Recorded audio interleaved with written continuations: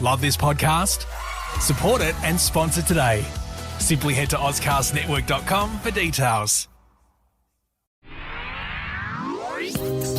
It's The In Show, Australia's only show dedicated to innovation from Adelaide, Australia and across the globe. It's David Grice and Troy Sincock. We are talking innovation and chatting to the inspiring people about how they made happen what they have created.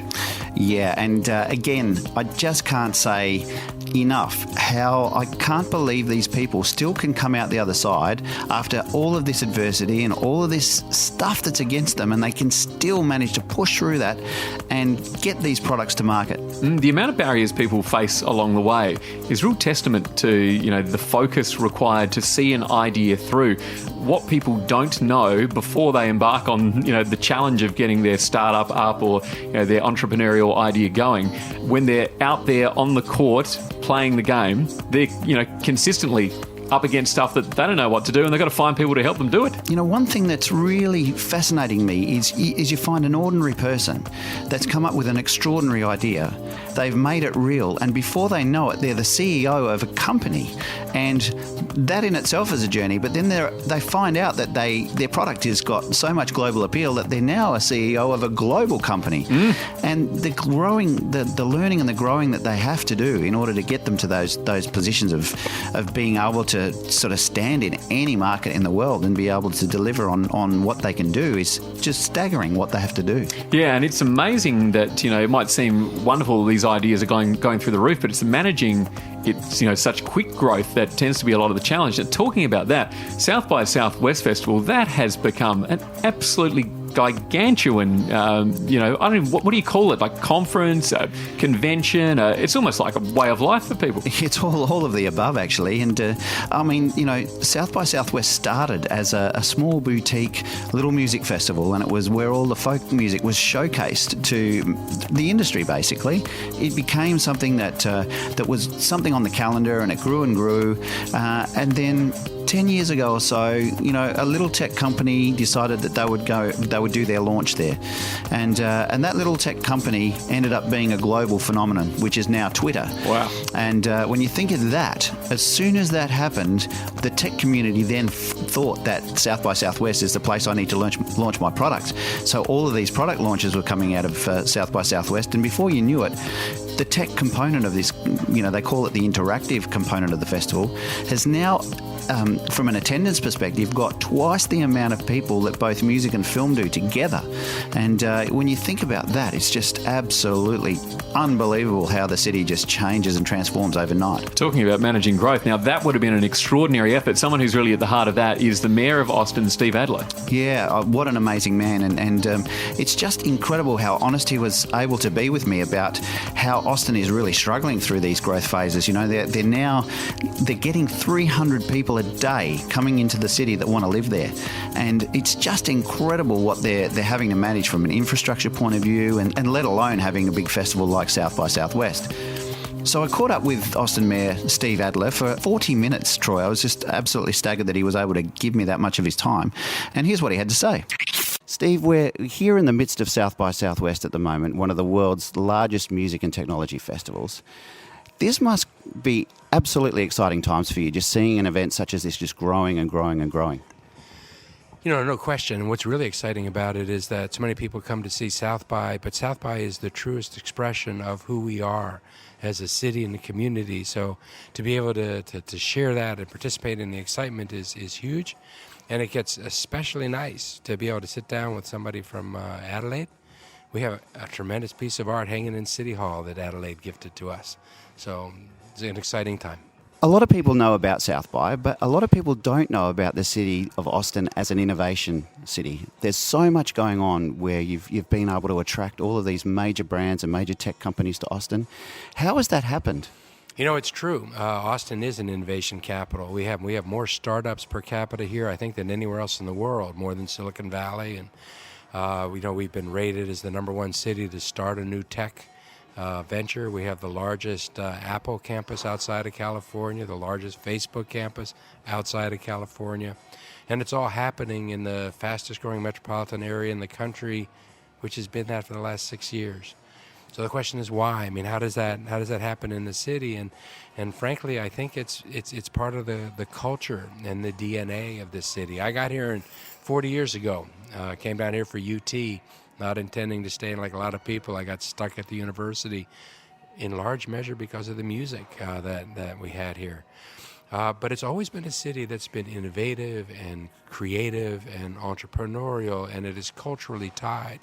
But most importantly, this has always been a city where it's been okay to take risks.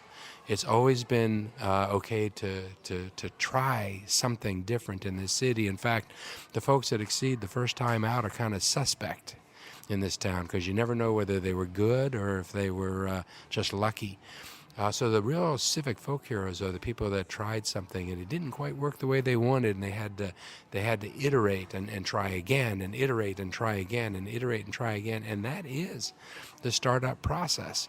I mean, these come up with a really good idea. You get a funding stream that gives you 12 months to hit your metrics, and the gun goes off, and then you're trying to hit those metrics so you can get into a second funding round.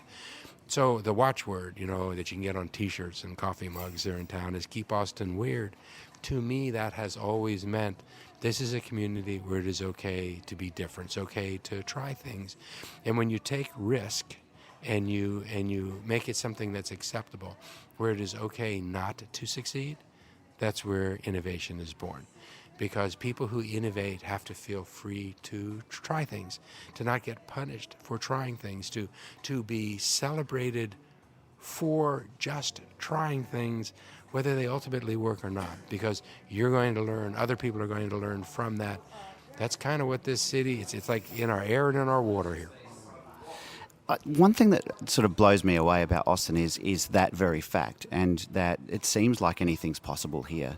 The people seem to have this energy about them that is really forward-thinking, and I don't hear very many people complaining, but I'm sure that as a city growing so fast, this must prove to be quite challenging in some areas. How are you sort of dealing with that from a leadership perspective? And I know, I take to heart things when I find people are having challenges, and I just wonder, what are the sort of measures that you personally put in place to sort of not take that to heart, but actually help them or help people to see a bigger picture?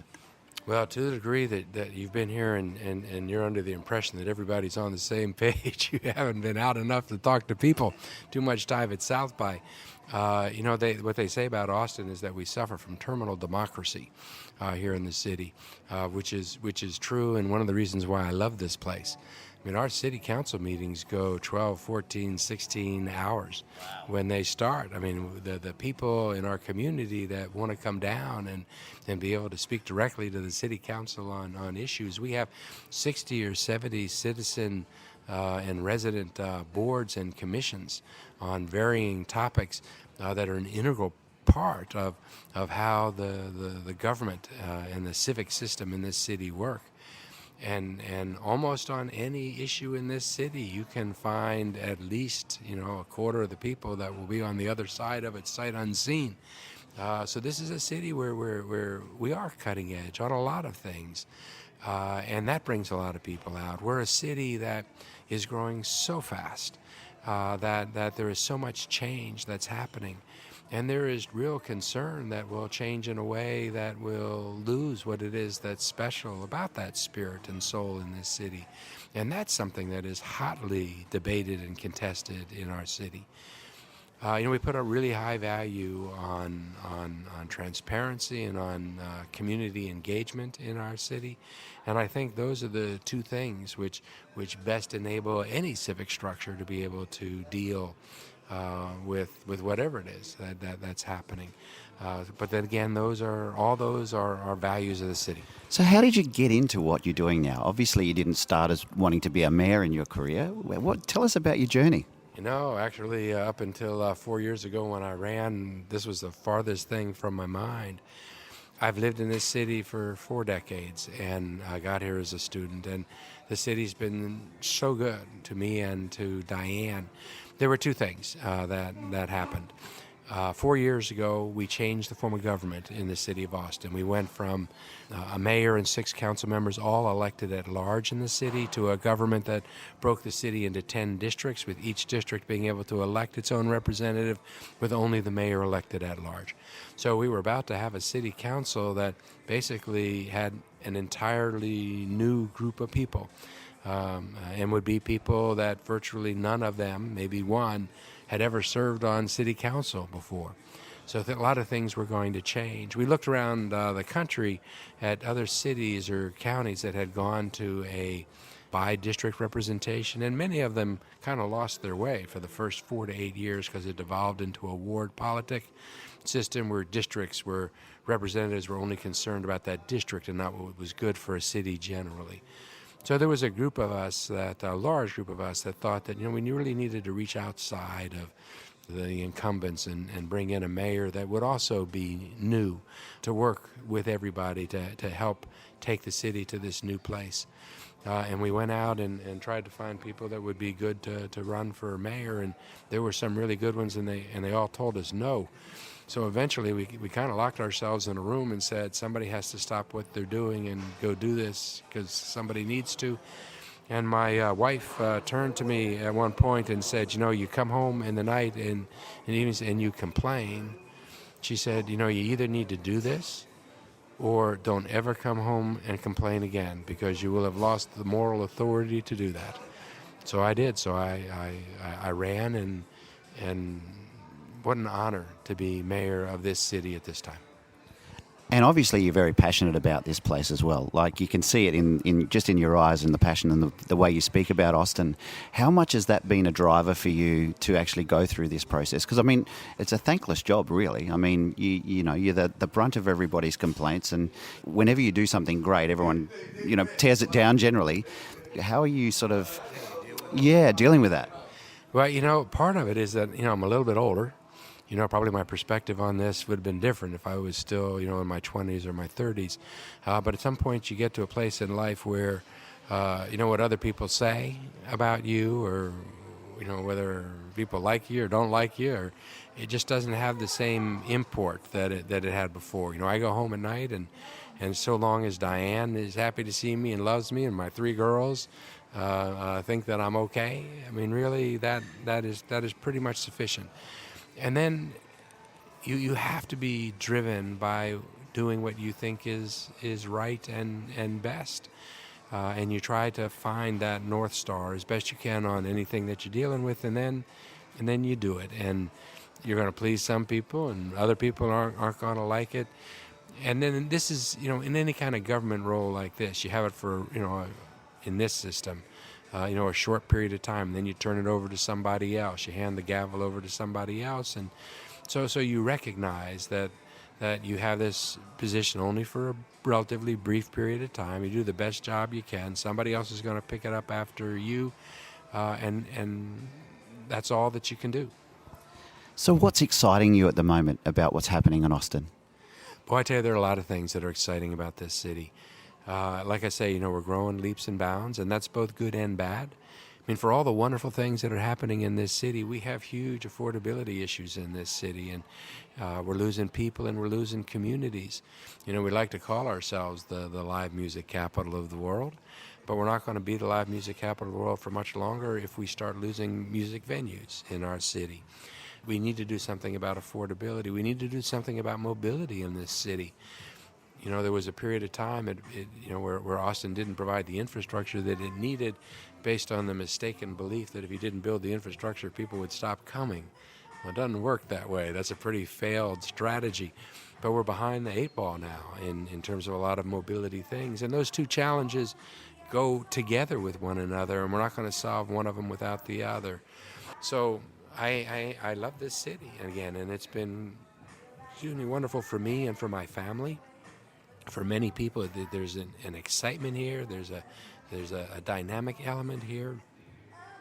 But it all comes out of a very progressive, welcoming city that we have always been and will always be. It gets a little bit harder sometimes to be a progressive city in our country, given what's happening at the national level. And Austin, I like to think, is kind of like an oasis in the middle of Texas, which is a very conservative state. But Austin is a progressive, welcoming community, and it attracts for people who self-select as wanting to live in that kind of city. So ultimately, it's the people that are here and choose to be here. Obviously, jobs are really important to cities. Are you seeing growth in jobs as well as the fact that you're getting all these tech companies coming in? Is that great for the local community as well? Well, Austin is less than lucky in that we're creating jobs, and we're creating jobs at a rate that is real high. Unemployment in this city is like 2.7%, which is probably too low for a healthy economy. Our employment issue in this city is not so much creating jobs, but in making sure that the people that live here that need to find middle skill jobs can actually find them. We have 40,000 people here that are looking for work, and 30 or 40,000 jobs that are looking for people to fill them, and we don't match up well. So a lot of the emphasis in this city is investing on training opportunities, on companies that will bring in middle skill jobs. Jobs for people that don't necessarily have a 4-year degree, but have a high school diploma and some certificate or training or 2-year associate's degree. And that's really our focus right now. How important is the role of the hubs where you have easy access for startups and co-working spaces and all those sorts of things? I know Austin's got a lot of these hubs happening. How important do you feel that is to build the ecosystem? I think all the incubators and accelerators that we have in the city are critical to the city's ecosystem. At all levels. It provides an opportunity for new ideas to become real. It provides immediately a networking opportunity for folks that are trying to get into new industries or new verticals. But it also enables the folks who have been here for a while to be able to return to others the knowledge and experience that they have. It provides the whole city investment opportunities that wouldn't exist without that. It helps brand the city, which is certainly an important thing. But it also helps to ensure that the new technologies that are coming out, the new companies that are coming out, don't necessarily lead with the new technologies, but they lead with the societal goals that we're trying to reach, which is a different way of looking at things. And it is a classically Austin approach. It's not about the shiny penny technology. It's about trying to cure food deserts in the city. And how do we do that? And what tools are available to us today to be able to do that didn't exist 5 years ago or 10 years ago or 6 months ago, that we can employ now to actually improve the quality of life for the people that live here. That's Mayor of Austin, Steve Adler, on the In Show podcast. It's David Grice and Troy Sincock. We have got some inspiration up our sleeve for you on the next podcast that you don't want to miss. Absolutely. And I love the fact that this one is focusing more on the employer rather than the employee. Yeah. But it's also talking about the workforce as opposed to the innovator as a startup or an entrepreneur. Find out what's going on in that space on the next In Show podcast. The In Show Interview. Subscribe to the In Show podcast on iTunes. A Dave and the Beanstalk production.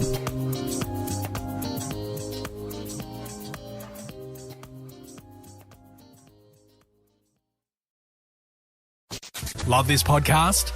Support it and sponsor today. Simply head to AuscastNetwork.com for details.